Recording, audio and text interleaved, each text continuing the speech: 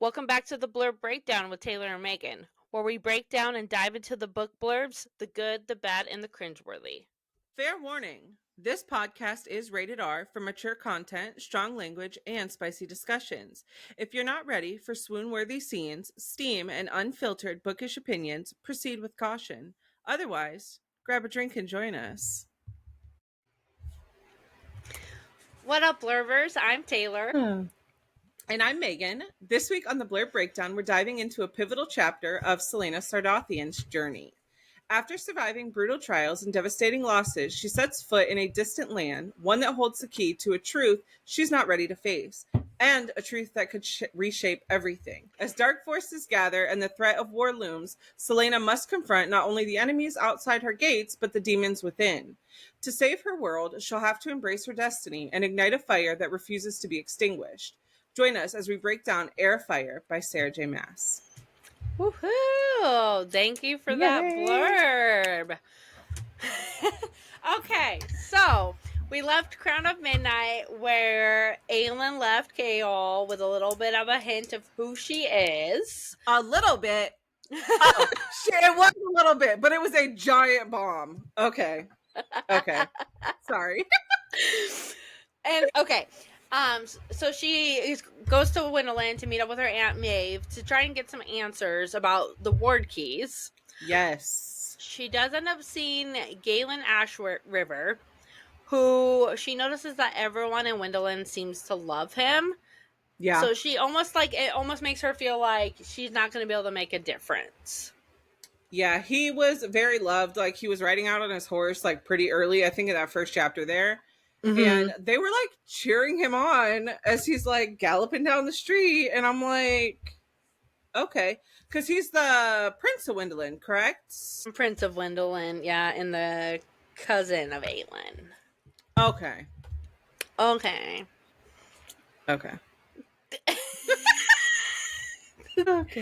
All right. So, yeah, he's like galloping down the street on his horse and everybody's like cheering for him. Yeah. Obviously nobody knows she's there. She's hiding like on rooftops and whatnot, stealing wine and food, and she's just like living her best life, I guess. Right. And she's not. She's actually pretty miserable. And then remember that Wendlyn is her mother's hometown. That's where her mom is from. Yes. So that is exciting, and I think it is. I guess it's been 10 years, but like that nobody recognizes her. So that I thought was unique. And she does say later on in the book that basically she wants to remain Celaena as long as she can, because when she does when she's finished doing what she's trying to do, she can leave. She can flee to a place that's never heard of Terrasen or Otterlyn, and like I get that. She wants to maintain this identity that was created for her, and that's a huge thing throughout the book, is that she doesn't want to claim this throne of Terrasen, even though it's rightfully hers. No, yeah, she's definitely wanting to just do her time as the assassin, figure out what the heck's going on, and then get the hell out of there. Yeah. Like, so much of her own life has been kind of stolen from her. She hasn't been able to make her own choices, so she's ready to just go and be done with it. Yeah, she definitely is. I don't blame her. But she's now on this mission to find her aunt, get the answers about the word keys, and destroy them. She's ready to be done with all of it. Yes, and so now that we are outside of Otterlyn's reach, she has now seen Fae. So there are Fae and Wendlyn, and she does run into a silver hair tattooed Fae, and she knows that like the language on his tattoos are written in Fae language, and that all Fae have a secondary animal form. Yes. Celaena's is human. And so she follows him, and his name is Rowan. So this is our first meeting of Rowan. Yes. And he will be playing a huge part throughout the series. And so I'm super excited to get to know more about Rowan. Yes. So excited. I didn't hate him. Like, he, when we first meet him, he, takes her. Because, He knows who she is. So, like, who her true identity is, like, almost immediately. So he actually takes her. I think she was trying. I don't remember what she was trying to do, but he's like, "Hey, you're coming with me." Yeah. And she goes willingly, but he was a dick. Yeah. And I'm here for it. I loved him, like, almost from the get-go. Like, I don't know. And I haven't read past this book, so maybe I might freaking hate him, but I just something about him just sat right with me. Like, he wasn't there to cause any harm or anything. Like, I just got that feeling from him right away. I'm sure not many other people did, but oh yeah, no, I thought he was an asshole. But like, I didn't hate him. Yeah. But he was definitely not nice to Celaena. Yeah. And as you go through like the book and we get like his thoughts as well, it's more because he doesn't really understand what she's been through. Yeah, he has no idea about Arabin or Endovier. Nothing. No. All he thinks is that she's some pretty little princess that thinks she's just better than everybody else and throwing a royal fit, apparently. Yes. So that's where he acts like an asshole because he just thinks she's just being a little brat. And you know, come to find out like later on as we journey through this book and we get a lot of one-on-one with Celaena and Rowan because he ends up, you know, training her. He realizes slowly as time goes on, maybe she's not such a little brat. Yeah. Yeah, and her feelings are definitely, like, her actions are definitely warranted for everything that she's been through. So I know there was a point at which she like confesses to him like everything she's been through, and he was like just flabbergasted. He's like, I had no idea. And she's like, well, I'm not exactly just willing to drop my life story in your lap, you know, gonna make you work for it. And he did. Like, he had to earn her trust before she told him that. Yeah, so, exactly. We do jump to the other side, and we flip to where like Chaol is now having like a reoccurring nightmare of where like Celaena is killing Archer, but then Archer pretty much turns into Dorian. And so it's just like a constant reoccurring nightmare for Chaol after everything that just happened in the last one. Yeah, I don't blame him either. I would definitely be having nightmares because Chaol's number one priority at this point is, you know, still protecting Dorian. He's the crown prince of Otterland. So that's definitely scary. I don't blame him for that at all. Shortly after Chaol's nightmares, we are introduced to Aedion Ashriver, who is Aelin's cousin. He's arriving in Otterland, and he is the king's general. He works for the king of Otterland now. And something I found super interesting, and they mention it in the book several times, is that he wears one of those black onyx rings, like the king and Duke Parrington and Cain. Yeah. So now I'm getting a little bit more intrigued as to what those are really representing. Is it like a control thing? Because it was like the clock tower or something had the black stone also on it. So, yeah.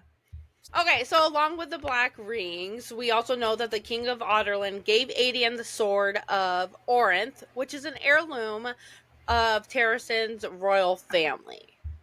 Yeah, what was up with that? It doesn't belong to him. No, I feel like it wouldn't belong to him. I feel like it's done on purpose, and then it's just kind of confusing to me. Is the king just trying to control him because of the fact that like he's from Terrasen? That would make sense. Yeah, because it's like, why would you want to give up any of their heirlooms after like taking over? And I remember reading that sword belonged to Aelin's father. So, like, are you passing it down to the next person that, like, you feel is justified to rule? Like, I don't know. Because as far as they know, Aelin is dead. She doesn't exist. So, technically, who would be next to sit on Terrasen? Nobody, because apparently they're all dead. Well, and it's the King of Otterland. Like, why would he be? He wouldn't be encouraging anyone to Right. take back Terrasen. So it's definitely interesting. I think it is a jab on purpose. Yeah. I think it's a power Definitely. move. Yeah. I agree. Well, he doesn't sit right with me anyway, so.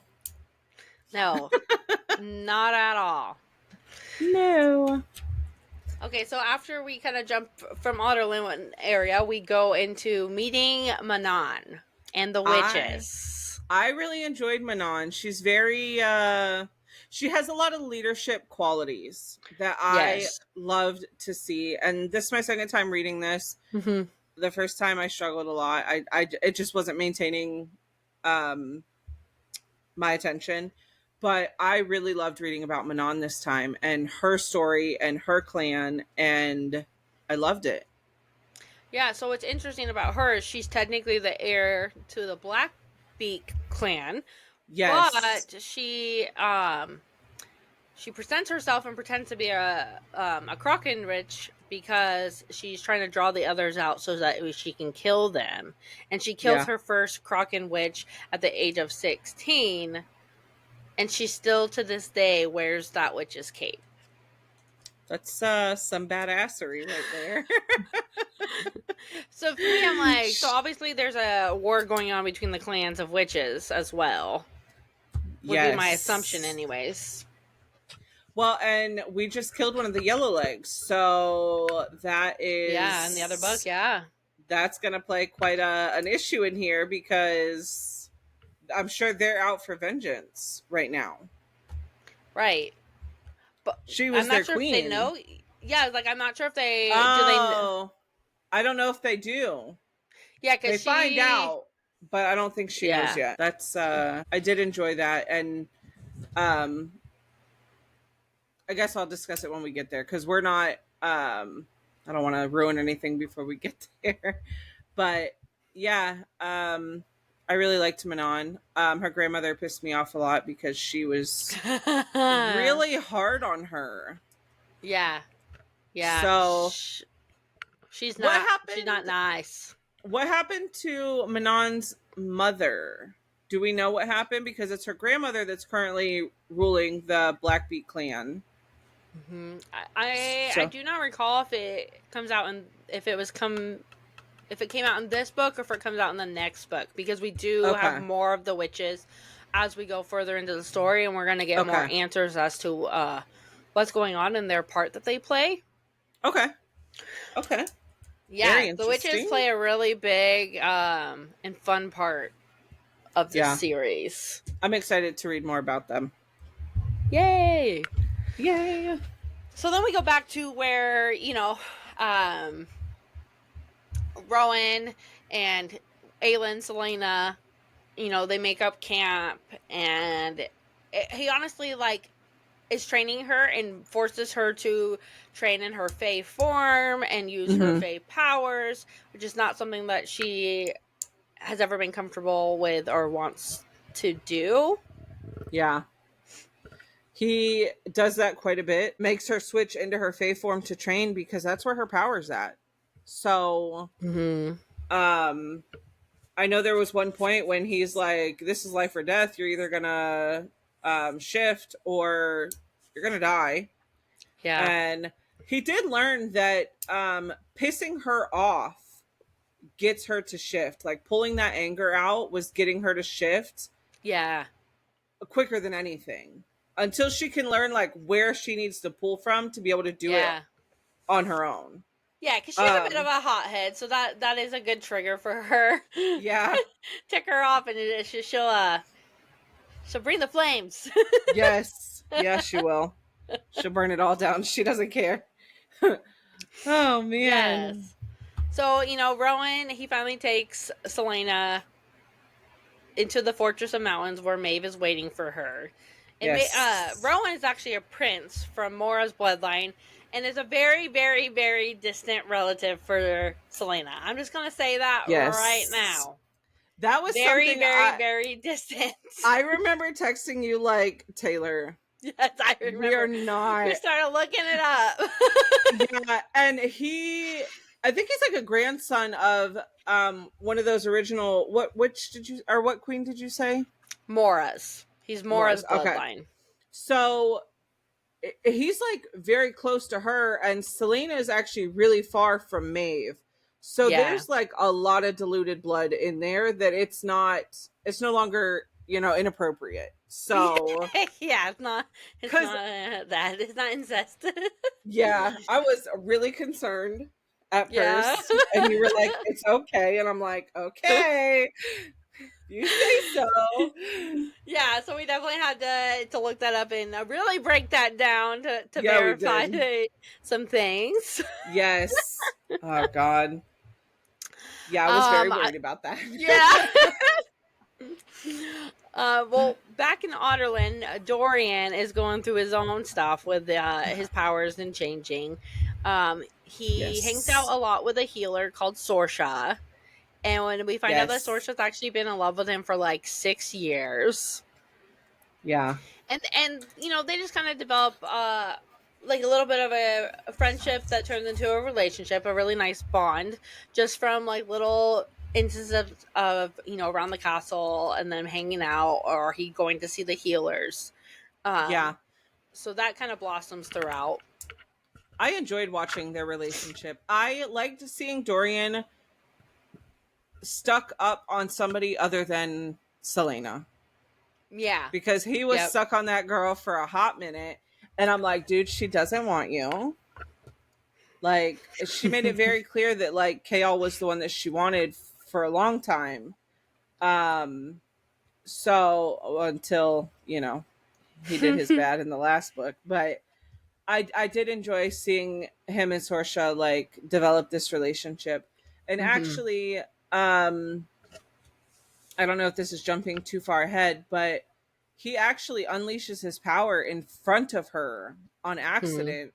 And it like completely destroyed the room that they were in.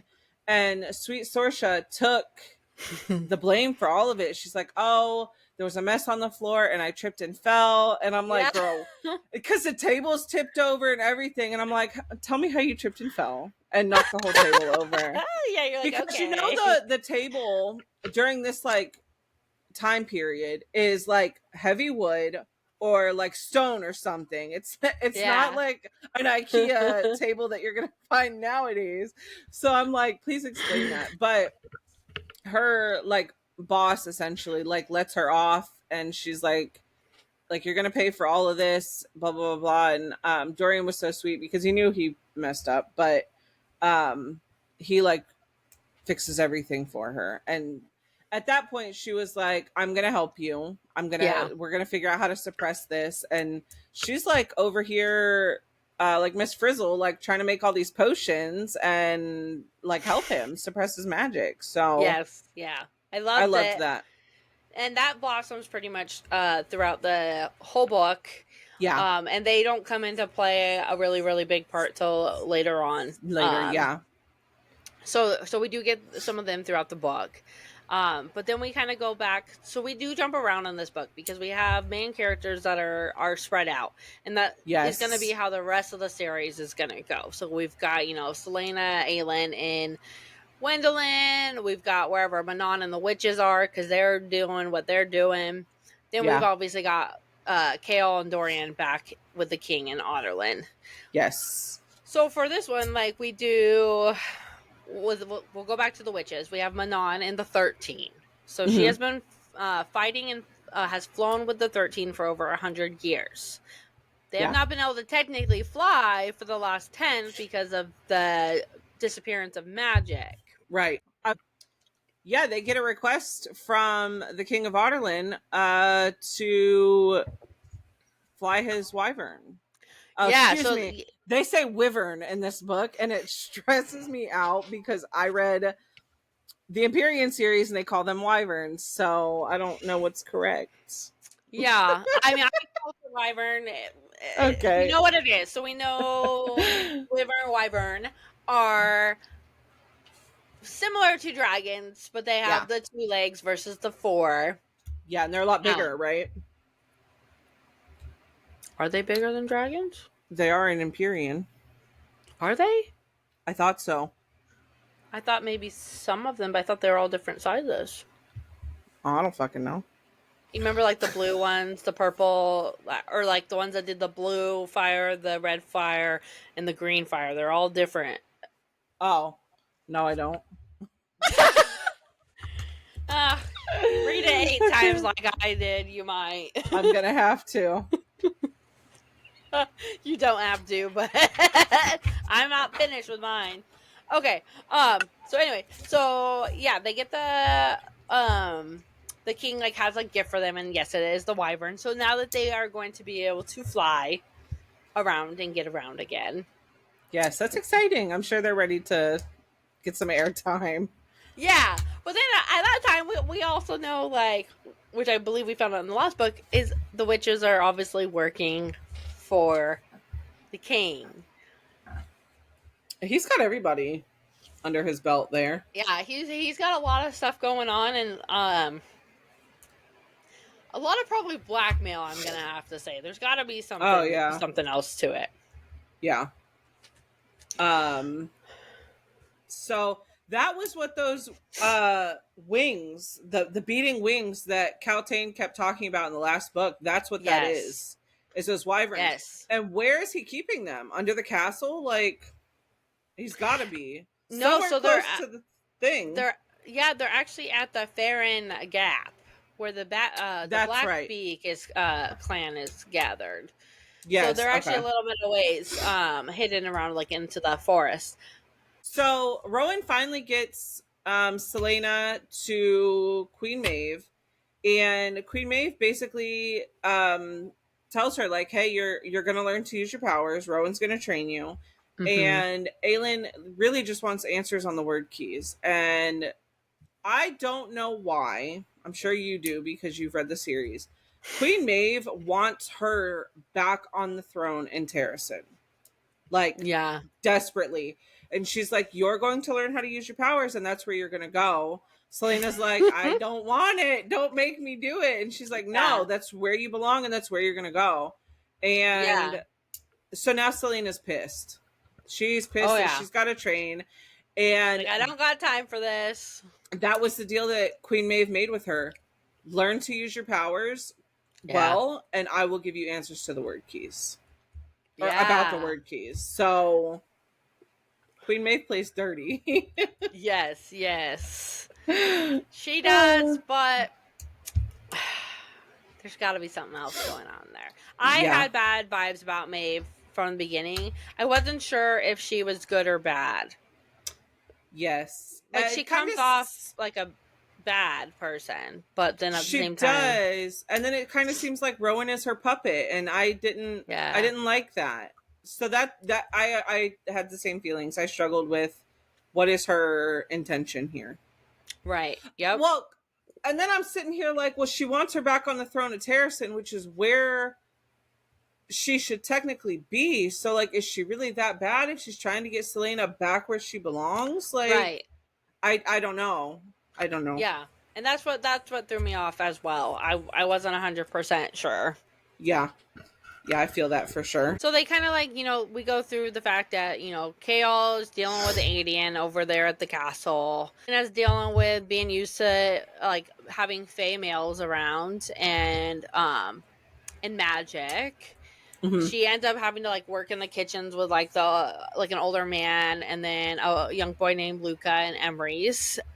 And she actually goes by the name Alentia that Nehemia had given her with them. We also learned that faes have mates, so they do bring this up early on. So to me, that is foreshadowing for something to come.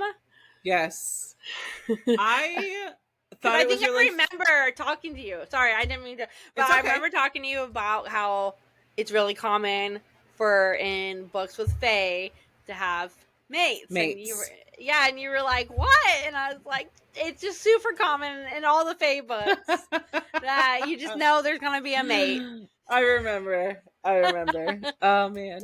I thought it was funny that Rowan knows exactly who she is, that she's Princess of Terrasen. And he's making her be this scullery maid. He's like, everybody's got to pull their weight around here. Like, I'm a prince. What the hell you think I'm doing? Like, I had to serve my time too. But we do find out that obviously Fae are older than they appear. Yes. And that Luca and Emerus that she's working with in the kitchen were there when she was a child. They were there when her mother was, like, before her mother moved to Terrason. And they knew who she was immediately. Yep. So I thought it was funny that they're like, hey, what's your name? And she's like, Alentia. And they're like, yeah, okay. But they were so respectful of the fact that she was trying to hide who she was. Like, they didn't. Yeah. They treated her no different. They treated her like a scullery maid. You're gonna wash the dishes. You're gonna cut up the food. And I love that they did that for her, because every ounce of their being was screaming, she's supposed to be our queen. And she's freaking washing dishes. Yeah, like she's alive, she's alive, she's alive. And then you're like, what am I supposed to say? She's saying she's somebody else. There's something going on. We'll just let it be. They were probably told to let it be. Yeah, definitely. Oh, and then Kaol with the parties that Adian's throwing all over the place. He thinks that's super weird. He ends up following him and realizes that he gets these parties up and going, and then homie bounces. Yeah. He doesn't hang out. Yeah, that's why I was like, still dealing with Adian's craziness, secretive, whatever's happening over there in Otterland. Definitely. We also learned that there used to be 20,000 witches in the 3 clans, and now there's only 3,000. And that witches do not have feelings, love, or care. And I'm like... Yeah, you don't believe that either?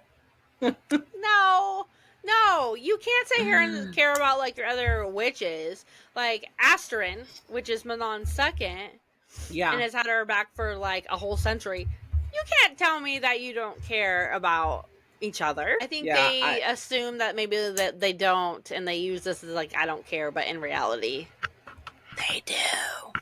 Right. They've got to. And we learn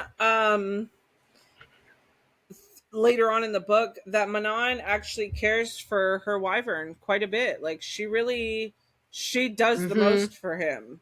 So yeah, I mean, we'll get there. Yes, he was so cute. I loved him. Okay, I loved him. He was so funny. But they finally, all the witches are together now. The 3 clans, sorry, the 3 clans, and they're finally getting to see the wyvern. So what? Something they've been looking forward to for the past century or decade. Sorry, 10 years. And wants Titus, and he is the biggest wyvern sitting out there, and she claims him as hers. She's gonna get him. Obviously we know that doesn't work out for her, but she wanted him. And like, Manon's such a badass, like Titus would have been a great fit for her. So but okay. So after we are with Manon and the wyvern, we jump all the way back to Wendlyn with Celaena. And we get to hear stories from Emrys about Maeve. And he talks about how, like, long ago, the fairies still walked among them and were ruled by Maeve and her 2 sisters, Mab and Mora. Which I found that interesting, that it was, like, all 3 and everything was, like, coherently, like, running together. Right. So I thought that was interesting. You wouldn't get that now, or really in any fantasy book, for them to just coincide perfectly fine together. Right. And then so, like, we learned that the Mora takes the form of a hawk, Mab takes the form of a swan, and Maeve takes the form of more than one being, which I thought that was interesting, because Rowan also turns into a hawk. And we know that he comes from the Mora line. Yes. Yeah, that's pretty cool. Yeah, I thought that was kind of interesting. That kind of helps tie that line a little bit more away from what we were talking about with Celaena. Right. Push that. Not that closely related. not that close. So then that makes me wonder if later on in the series, maybe Celaena will take more than one form, since she comes from Maeve. Yeah, because we know, like, she has the Fae and human. Mm-hmm. Yeah. So, yeah, I'll be curious if she has... I can't think of if she does or not, so I'll be curious for my reread to remind me of that. We'll find out. Yes. I will say that, so Mora and Mab both fell in love with mortal humans, so they basically gave up their immortality. Mm-hmm. Maeve also fell in love with a warrior, but he ended up dying. So now we got Maeve is immortal. The other two, not so much. The final queen. Yes. Hopefully not, but as of right now, right. Yes. Right. We do end up meeting Rowan's friend Gabriel. Mm-hmm. We don't really get to learn a lot about him right now. Basically, like, Rowan is just tattooing him. And Celaena had walked in, and basically Rowan was being Rowan and decided to basically say, yeah, he basically was like, I don't care about you and your self-pity. I'm like, yeah, and we're back to that. She was just trying to do something nice. She was trying to bring them food, and he's like, get out! He was just so rude, and, like, just is not understanding that she's actually gone through a lot of stuff. So, right. Again, that is still frustrating me about Rowan at this point. Yes, I feel that. And not only that, so he, basically Emery's asked Rowan to help Celaena and stop putting her down. She needs someone to lift her up. That Emery's knew Celaena's mom and actually knows who she is. Yes. So Rowan decides to help her. But what he does is he takes her to a cave of a frozen lake where he chained Luca up. Poor Luca. The kid. I know. And I'm like... Okay, what's messed up is that Luca was, like, fine. He's like, could you just hurry up? I'm hungry. Yeah! Like, what? Like, it's gonna be fine, but let me just chain you to a frozen lake. And not only that, when he finally takes Celaena to the cave, so, where the frozen lake area, where she can go and try to save him, she does end up having to use her magic, which is exactly what Rowan wanted. Mm-hmm. But she ends up seeing a monster red eye. Like a giant red eye through the eyes. Yeah, and it freaking chases them. She gets Luca free, and it chases them as they're running, trying to get off, like, out of the cave, off the ice. Yeah. And I would have lost my freaking mind, Taylor. Well, Celaena does. She ends up freaking... Well, once, she gets out of the cave, she ends up finding a sword and a ring, and she ends up keeping the ring. Mm-hmm. But then, she and Rowan argue, and they end up fighting and actually hurting each other, because she explains, like, about Nehemia and what he literally made her go through again, and she's just like, screw you, dude, that's so messed up. Yeah, she's tired of people using people she cares about and people she loves against, or to get her to use her powers, or to get her to do something that they want, and she's just over it. Yeah, like, I would be too. I'd be like, screw you, dude. Yeah. Yeah, leave me alone. Yeah. Later on, she does end up asking Emrys about the cave, because obviously he seems to know a lot more about, like, the things around, and he's been around for a while. Yeah, he's very knowledgeable. Yeah. So, he ends up saying that the creature is from a whole nother realm, and it preys off of Fae and humans. But back in the day, like, a Fae warrior had challenged it and basically was able to trap it under the mountain. So it's currently trapped under the mountain. Mm-hmm. Thank God. Yes. Go ahead. That creature is from a completely different realm. Like, it's not from where they are. Yeah. So now I'm wondering how it got there. Somebody opened a portal? Like... Yeah, it's like, remember, like, we know that there's portals around. Yeah. But it's like, okay, portal to where? How did it get there? Right. Like... What realm did it come from? Yeah, exactly. So we'll have to wait and see if we can find that out. Yeah. We do end up learning, though, Celaena, with her powers, as Fae, can actually heal herself and others, which I thought that was extremely helpful. Yes, that is helpful. Especially because she's, our assassin. She's our warrior. We need her to take care of herself. So, well, and I think that speaks loud for Celaena as a character, because she did tell, I don't remember if it was Kaol or Dorian, that she wanted to be a healer once upon a time.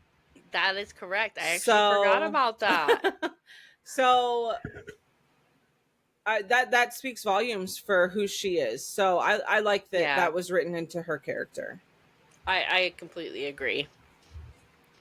So while they're chatting, she's chatting with Rowan, and they're finally starting to like little bit get to know each other and have a little bit more understanding. So Rowan explains like the story of his tattoo is basically about his mate that died 200 years ago, Lyra.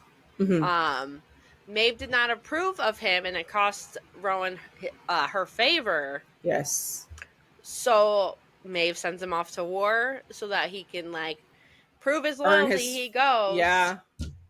I remember him saying that he was more concerned with basically pleasing Maeve and trying to win her favor back, that he didn't realize that his mate was pregnant at the time that he left to go to war. And he left her unprotected, and she ended up being murdered, as well as their unborn baby. Yeah, like it was just super sad, and we know that's where a lot of Rowan's trauma stems from. Yeah. He ended up like traveling and like lost for 10 years until Maeve finally like finds him and brings him back. Yeah. It's just like so sad. Yeah, I don't blame him. And he's just beating the hell out of himself because of what happened, because he wasn't paying attention. Right, exactly. That I like that she wrote that into the story, because it makes him feel more real. Mm-hmm. And not just this asshole that everybody thinks he is, probably up until this point. I mean, I've always liked Rowan, but because he doesn't bullshit. He gives it to you how it is. But this makes him feel like he's got a little bit more depth to him, and I like that. Yeah, no, I completely agree. I really liked that they started to, like I said, open up a little bit more. They started to understand each other a little bit more. Yeah. As the story goes on, so they do become likable. Like he becomes a likable character. Like yes, they can relate and have the understanding that they're both just traumatized. Yes, by all the crap that they've been through. Right. Definitely, I agree. So with that is the end of part 1 of Heir of Fire. We are halfway through our book. So make sure to tune in next week for part 2 as we wrap up Heir of Fire. Thanks, Forbers. Yay! Bye. Bye.